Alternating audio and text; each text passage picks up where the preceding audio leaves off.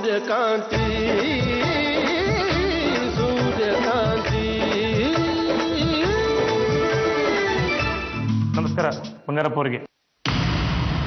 ಓಹ್ ನಮಸ್ಕಾರ, ಬನ್ನಿ ಸರ್ ಕೂತ್ಕೊಳ್ಳಿ. ಕೂತ್ಕೊಳ್ಳೋಕೆ ಬಂದಿಲ್ಲ ಸರ್, ನಮ್ಮ ಹಣ ನಮ್ಗೆ ವಾಪಸ್ ಕೊಟ್ಬಿಡಿ ಅಂತ ಕೇಳಕ್ಕೆ ಬಂದಿದ್ದೀವಿ. ಇದೇನು ಹೀಗೆ ಮಾತಾಡ್ತೀರಾ? ನಿಮಗೆ ನನ್ನ ಕಂಪ್ ಸೇಲ್ ಮಾಡಿ ಆಗಿದೆಯಲ್ಲ. ಯಾರಿಗೆ ಬೇಕು ನಿಮ್ಮ ಕಂಪನಿ ಅದನ್ನ ನೀವೇ ಇಟ್ಕೊಳ್ರಿ, ನಮ್ಮ ಹಣನ ನಾವು ವಾಪಸ್ ಕೊಟ್ಬಿಡಿ ಅಷ್ಟೇ. ಆದರೆ ಯಾಕೆ? ನಿನ್ನೆ ನಿಮ್ಮ ಬಗ್ಗೆ ಟಿವಿಯಲ್ಲಿ ನೋಡಿದ್ದೀವಿ, ಅದೇ ಒಂಚೂರು ಅಂತ ಅಂದ್ಕೊಂಡಿಲ್ಲ. ಅದನ್ನು ನೋಡಿದ ಮೇಲೂ ನಿಮ್ಮ ಜೊತೆ ಬಿಸ್ನೆಸ್ ಮಾಡೋಕ್ಕೆ ನಮಗೆ ಮನಸ್ಸಿಲ್ಲ. ಸ್ವಲ್ಪ ನನ್ನ ಮಾತು ಕೇಳಿ. ಎಲ್ಲ ನಮ್ಮ ದುಡ್ಡು ನಮಗೆ ವಾಪಸ್ ಕೊಟ್ಬಿಡಿ. ತಗೊಳ್ಳಿ ಸೇಲ್ ಅಗ್ರಿಮೆಂಟು. ಸರಿ, ಎಲ್ಲ ಕಳ್ಕೊಂಬಿಟ್ಟೆ ಮಗಳೇ. ಇಷ್ಟೆಲ್ಲ ಆದಮೇಲೆ ನಮ್ಮ ಬಿಸ್ನೆಸ್ ಸರ್ಕಲಲ್ಲಿ ಹೇಗೆ ತಲೆ ಎತ್ಕೊಂಡು ತಿರುಗಲಿ ನಾನು? ನಾನು ಹೇಗಿರ್ಲಿ?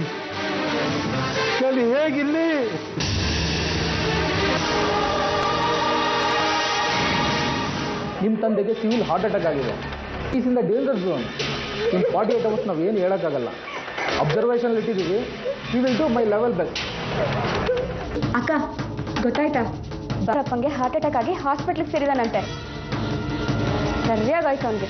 ಮೋಸ ಮಾಡಿದವ್ರಿಗೆ ಹಾಗೆ ಆಗ್ಬೇಕು. ಸರಿಯಾದ ಶಿಕ್ಷಣ ಕೊಟ್ಟ ದೇವರು ಅವನು. ಅಯ್ಯೋ ಅಮ್ಮ, ಐಶ್ವರ್ಯ ದಯವಿಟ್ಟು ಹಾಗೆಲ್ಲ ಮಾತಾಡಬೇಡಿ.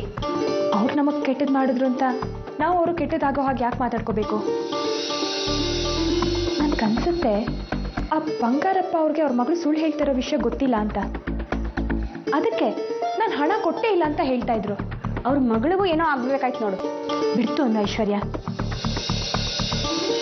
ಮಾಡ್ದವ್ರ ಪಾಪ ಆಡ್ದವ್ರ ತಲೆ ಮೇಲೆ ಅಂತ ಅವ್ರಿಗೆ ಯಾಕೆ ನಾವು ಕೆಟ್ಟದ್ದು ಬಯಸ್ಬೇಕು? ಅದು ಅಲ್ಲದೆ ಅವರು ಹುಷಾರ್ ತಪ್ಪಿ ಮಲಗಿರ್ಬೇಕಾದ್ರೆ ಈ ಥರ ಎಲ್ಲ ಮಾತಾಡೋದು ತಪ್ಪಲ್ವಾ? ಹೌದಮ್ಮ, ಏನೋ ಹೀಗೆಲ್ಲ ಆಯ್ತಲ್ಲ ಅನ್ನೋದಕ್ಕೆ ನಾನು ಹಾಗೆ ಹೇಳ್ಬಿಟ್ಟೆ. ನಿಮ್ಮ ತಂದೆ ಈಗ 1 ವರ್ಷದ ಹಿಂದೆ ಅರ್ಜೆಂಟಾಗಿ ಹಣ ಬೇಕು ಅಂತ 80 ಲಕ್ಷ ಸಾಲ ತಗೊಂಡೋಗಿದ್ರು. ಆದರೆ ಇದುವರೆಗೂ ಅಸಲು ಇಲ್ಲ, ಬಡ್ಡಿನೂ ಇಲ್ಲ, 1 ರೂಪಾಯಿ ಸಹ ಕೊಟ್ಟಿಲ್ಲ. ಅವ್ರ ವ್ಯವಹಾರ, ಅವ್ರ ಬ್ಯಾಕ್ಗ್ರೌಂಡು ಇವೆಲ್ಲ ನೋಡಿ ಒಳ್ಳೆ ನಮ್ಮ ಹಣ ಬಂದೇ ಬರುತ್ತೆ ಅಂತ ನಾವು ವಿಶ್ವಾಸದಲ್ಲೇ ಇದ್ವಿ. ಆದರೆ ಇದುವರೆಗೂ 1 ರೂಪಾಯಿ ಸಹ ಬಂದಿಲ್ಲ. ಆದರೆ ಮೊನ್ನೆ ಟಿವಿಯಲ್ಲಿ ಅವ್ರ ಗಲಾಟೆ ನೋಡಿದ ಮೇಲೆ ನಾವು ಸುಮ್ಮನೆ ಕೂರಕ್ಕಾಗಲ್ಲ. ಅದಕ್ಕೆ ನಾವು ಕೊಟ್ಟಿರೋ 80 ಲಕ್ಷ ಸಾಲನ ವಾಪಸ್ ಅದಕ್ಕೆ ಬಂದಿದ್ದೀವಿ. ಅದು ಡ್ಯಾಡಿಗೆ ತುಂಬ ಸೀರಿಯಸ್ ಆಗಿದೆ. ಅವರು ಹಾಸ್ಪಿಟಲಲ್ಲಿ ಅಡ್ಮಿಟ್ ಆಗಿದ್ದಾರೆ. ಅವ್ರ ವ್ಯವಹಾರದ ಬಗ್ಗೆ ಎಲ್ಲ ನನಗೆ ಗೊತ್ತಾಗಲ್ಲ. ನೀವು ನೆಕ್ಸ್ಟ್ ವೀಕ್. ಇಲ್ಲ ಮೇಡಮ್, ಅಲ್ಲಿ ತನಕ ವೇಟ್ ಮಾಡೋಕ್ಕಾಗಲ್ಲ. ಬರ್ತೀವಿ. ಬರೋ ಅಷ್ಟರಲ್ಲಿ ಹಣನ ರೆಡಿ ಮಾಡ್ಕೊಂಡಿಟ್ಟಿರಿ. ಇಲ್ಲ ಅಂದ್ರೆ ಬಂಗಾರಪ್ಪನವ್ರ ವಿರುದ್ಧ ಕಾನೂನು ಕ್ರಮ ಕೈಗೊಳ್ಬೇಕಾಗ್ತದೆ. ಮುಂದೆ ನಡೆಯೋ ಯಾವುದಕ್ಕೂ ನಾವು ಹೊಣೆ ಅಲ್ಲ. ತಪ್ಪೋ ಸರಿನೋ ನನಗೆ ಗೊತ್ತಿಲ್ಲ.